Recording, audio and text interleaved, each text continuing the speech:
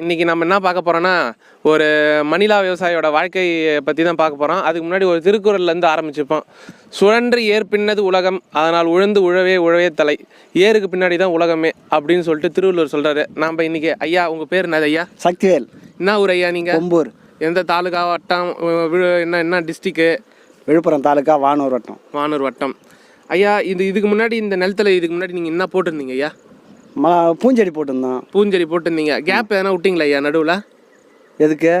ஒரு செடி நட்டுட்டு ஒரு நடுவில் கேப் விட்டு ஒரு 2 மாதமோ 3 மாதமோ கேப் விட்டு போட்டிங்களா, இல்லை அப்படியே டக்குன்னு பட்டுன்னு மணிலா போட்டிங்களா? இல்லை, 2 மாதம் கேப்பில் தான் ஓட்டி 2 சால் கல்டிவேட்டரால் ஓட்டி, கல்டிவேட்டர் அப்புறம் 2 சால் கல்டிவேட்டரால் ஓட்டி, அப்புறமா ரொட்டேட்டரால் ஓட்டி, அப்புறம் தான் போட்டோம். ஒரு எத்தனை சால் ஓட்டினீங்க?